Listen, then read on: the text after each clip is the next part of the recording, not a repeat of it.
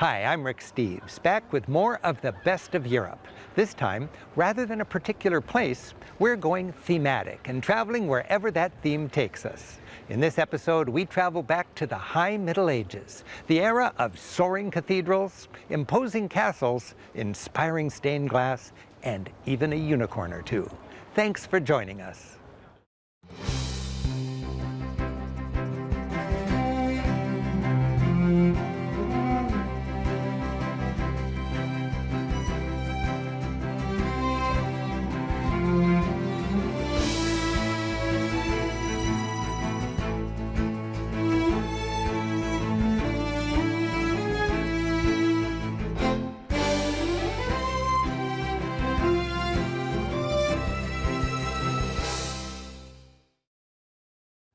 The Middle Ages spanned 1,000 years, from 500 to 1500.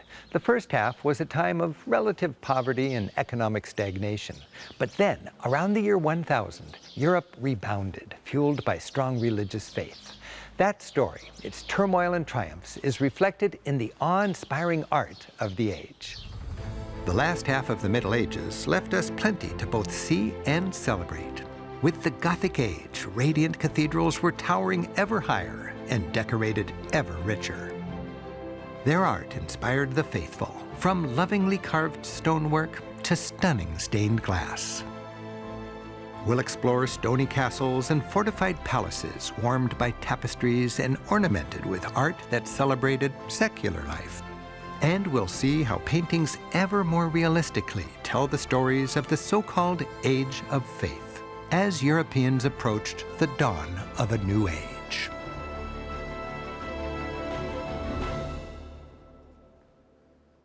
By the year 1000, Europe was on the rise. Entering a period called the High Middle Ages, it was a time of growing innovation, trade, and travel.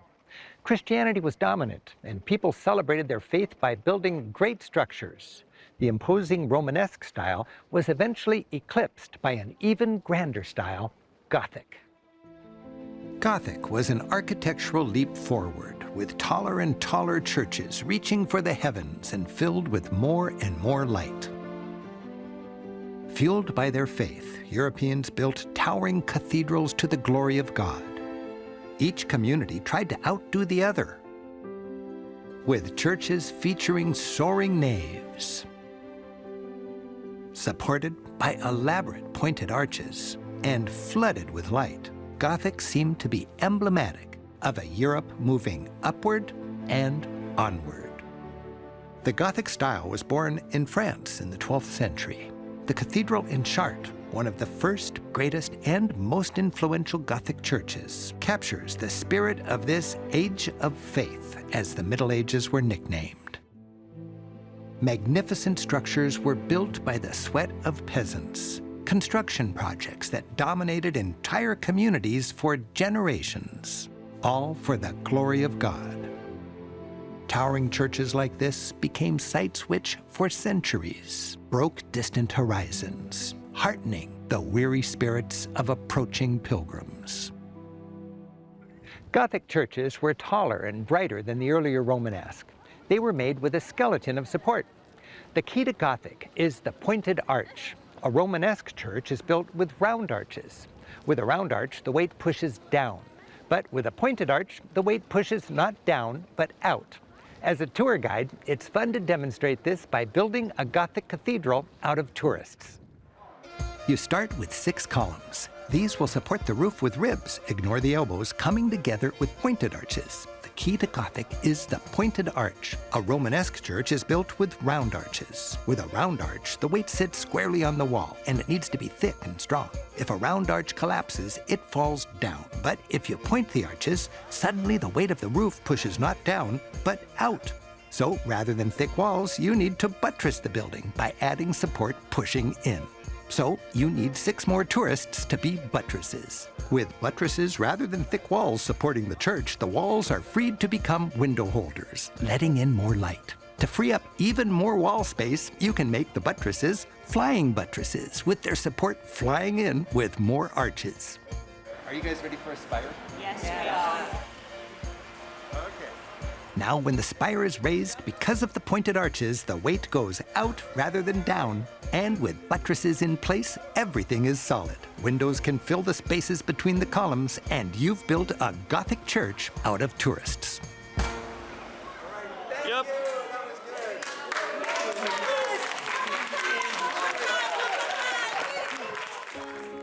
As the Gothic style spread outward from France, Europe was soon dotted with magnificent cathedrals. While each had its own personality, all were fundamentally Gothic.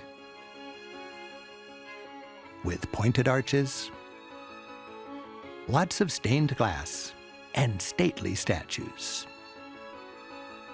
Grand entrances came with a heavenly host offering a stony welcome. And multitasking gargoyles served as fancy rainspouts while busy scaring away evil spirits. The style evolved. Over time, churches grew taller and more elaborate. In England, the final flowering of Gothic is called perpendicular, with an emphasis on vertical lines. The original simplicity of ribbed vaults was replaced by elaborate fan vaulting.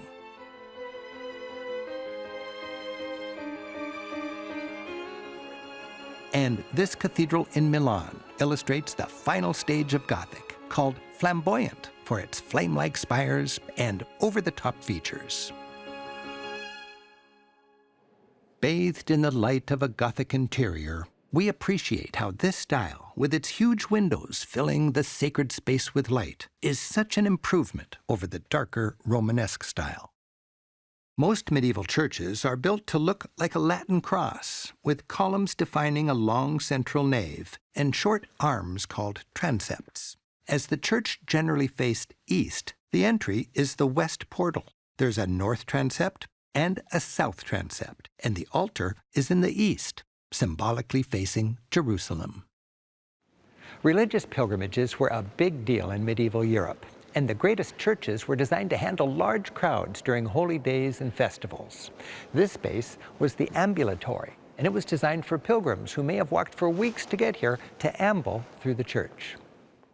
They'd circulate behind the high altar around the semicircular far end, or apse, worshiping at the various side chapels that fit their needs. Many Gothic churches have an enclosed space called the choir, often elaborately carved, where monks or VIPs could gather for more intimate services in an otherwise vast space. In a time when daily life was pretty bleak, attending Mass provided a needed escape, a peek at the promised glories that awaited the faithful. Even today, attending a service, especially in the choir, can spark a church to life by filling it with both worship and music.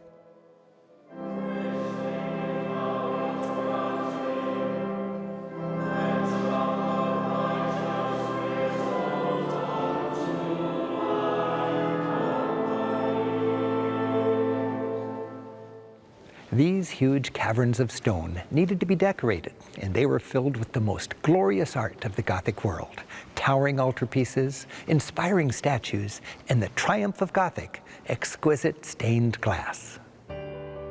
Sainte-Chapelle in Paris is a fine example. In typical Gothic style, the church is a skeleton of support, with buttressed columns, ribs, and pointed arches supporting the stone roof and freeing the walls to be window frames. In this case, to hold Europe's best original 13th century glass. In the Bible, it's clear, light is divine. And with Gothic, light pours through stained glass, turning dark stone buildings into colorful lanterns of light.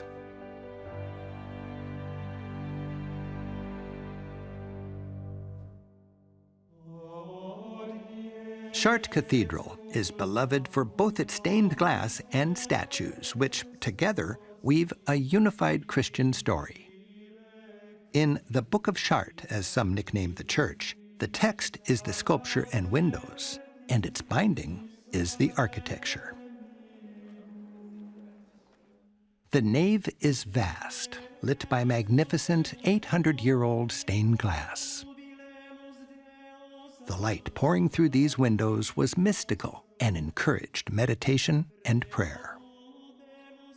The stained glass was used to help teach Bible stories to the illiterate faithful, and it gave worshipers images to focus on as they prayed. Windows can be read from bottom to top, as if from earth to heaven. The brilliant color is from minerals mixed into the glass as it's made, such as cobalt for the dazzling blue. The windows lead the reader through a series of dramatic scenes. For example, the Last Supper, Jesus washing his disciples' feet, his betrayal with the kiss of Judas, and the crucifixion. The amazing thing, in the 21st century, Chartres is perfectly intact and can be read like a book today as it was 8 centuries ago.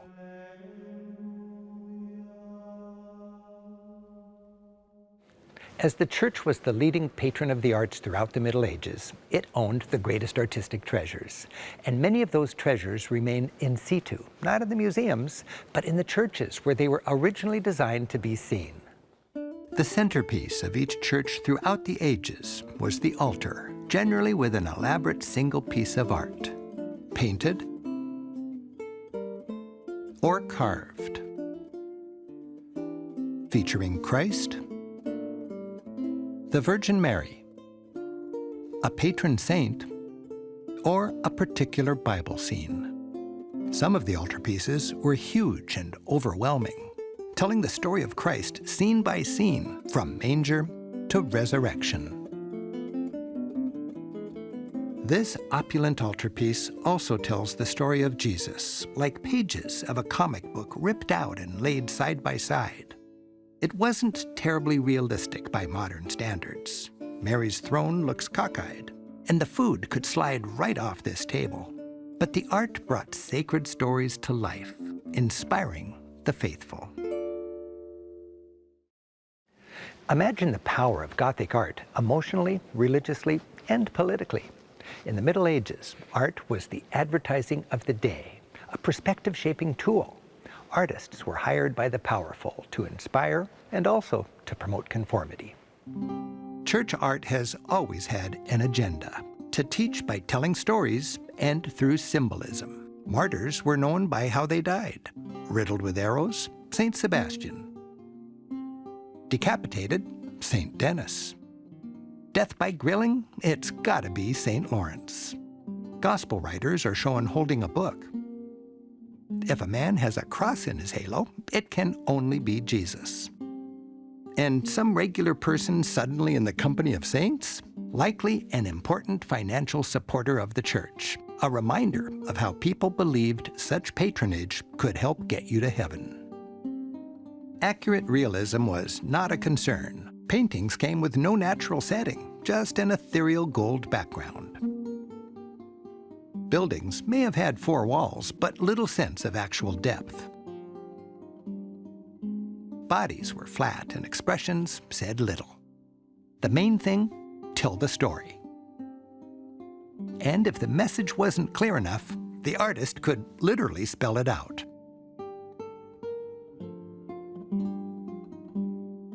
A hellish hot tub taught that people from all walks, nobles, kings, even bishops, can end up in hell. You were reminded that one day your sins would be accounted for, as if written on a ledger. But it wasn't all fire and brimstone. While artists generally worked anonymously, they sometimes injected a little playfulness and personality. This man has a toothache. Another pulls a thorn from his foot. And here, a farmer clobbers a thief so hard his hat falls off. Medieval pulpits, from where the priest preached, were often masterpieces in themselves, with finely carved Bible stories and symbols that reinforced the gospel message.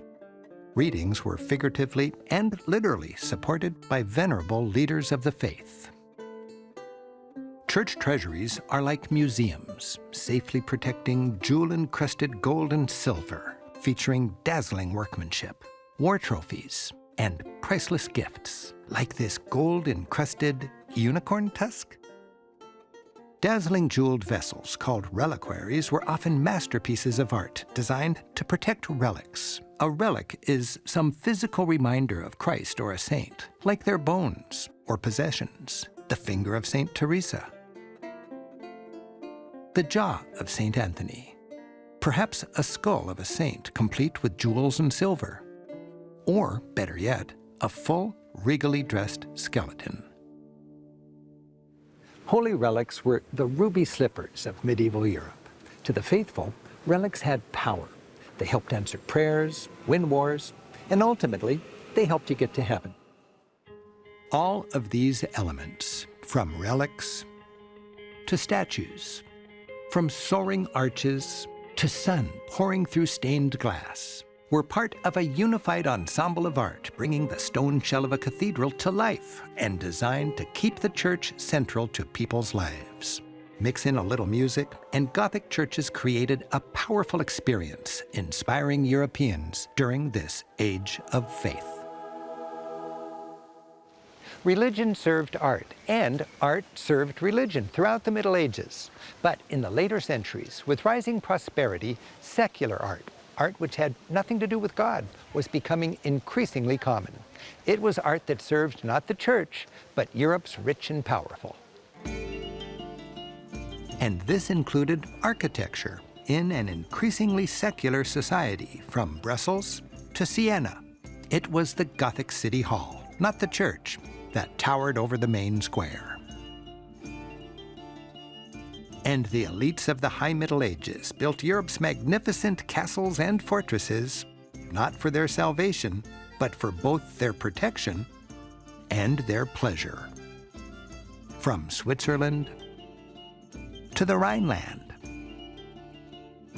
and from distant Scotland to the south of France. Castles and palaces provided a stage for the festivities of the medieval world, of chivalrous knights in shining armor, dazzling heraldry, and tournaments with flags flying.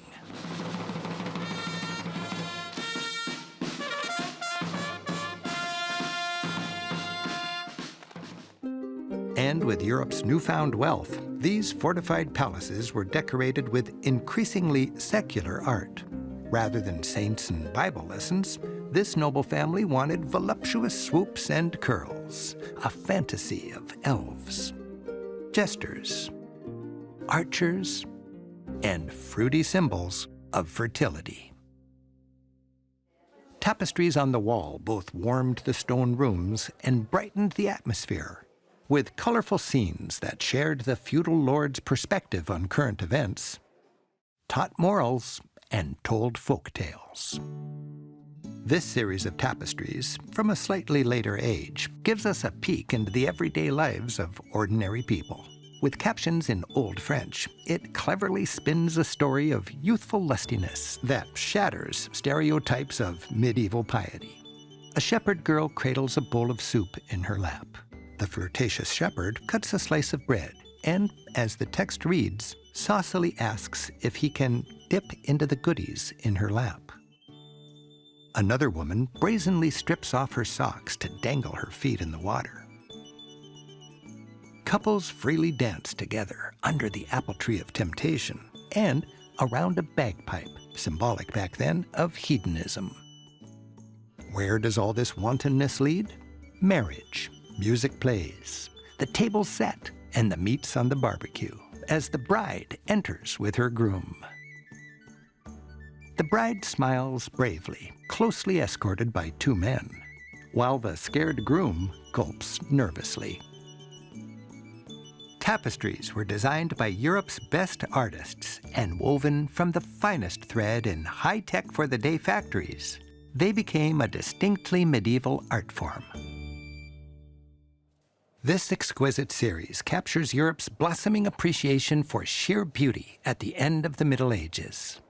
It's a celebration of all the senses. There's taste. A woman takes candy from a servant's dish to feed to her parakeet, while the little dog licks his lovingly woven chops. Hearing, the elegant woman plays sweetly on an organ, calming an audience of wild beasts. In this fanciful world, humans and their fellow creatures live in harmony in an enchanted garden. Sight. The unicorn cuddles up and looks at himself in the lady's mirror, pleased with what he sees. The lion turns away and snickers. Touch. That's the most basic and dangerous of the senses. Here, the lady strokes the unicorn's horn. And the lion looks out at us to be sure we get the double entendre. Medieval Europeans were enjoying the wonders and physical pleasures of life. The words on Our Lady's tent read, "To my sole desire." What is her only desire? Is it jewelry? Or is she putting the necklace away and renouncing material things? Is it God? Love? The unicorn and lion open the tent. Is she going in to meet the object of her desire? Or just stepping out to embrace the world?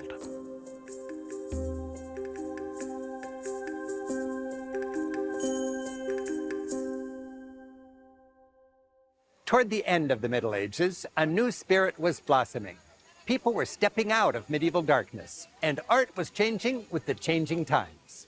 Artists now celebrated not just God, but the beauty of the created world, done in a style that was more realistic than ever. Nowhere was that new spirit stronger than in Italy.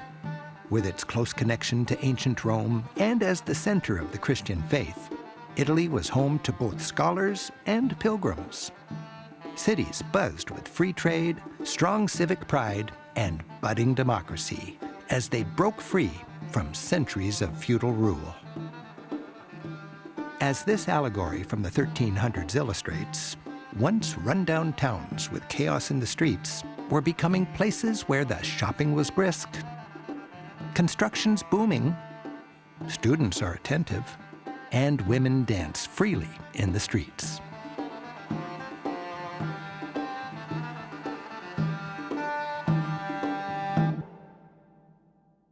This later period of the Middle Ages saw the rise of groundbreaking artists like Giotto, who incorporated unprecedented realism and emotion into religious paintings for a church in need of reform. Near Venice, in Padova, Giotto covered this glorious chapel with frescoes telling Bible stories with a realism that was astonishing for its day. Moving beyond the medieval norm with the standard gold leaf background, Giotto sets his scenes in the real world: rocks, trees, animals. His people, with their voluminous robes, are as sturdy and massive as Greek statues. Their gestures are simple but expressive. Arm raised shows anger. Head tilted down says dejection. And a tender kiss, caring love. He captures the dramatic moment when Jesus is arrested. Amid the chaos, Giotto skillfully throws the focus on the central action. Judas looks Jesus straight in the eyes and betrays him with that infamous kiss. After his execution, Jesus is taken down off the cross, and his followers weep over his lifeless body. John spreads his arms and wails, his cries echoed by anguished angels above. Each face is a study in grief, of the vulnerability and strong emotions of these almost believable angels. Giotto, considered the first modern painter, created scenes that were beyond anything that had been done in the entire Middle Ages.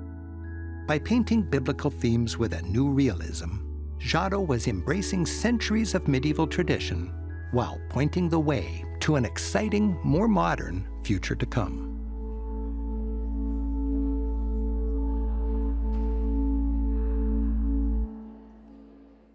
Europe offers a lifetime of artistic treasures, and the more you understand its art, the more you'll appreciate the society that created it. I hope you've enjoyed our sweep through the highlights of the second half of the Middle Ages. I'm Rick Steves. Until next time, keep on traveling.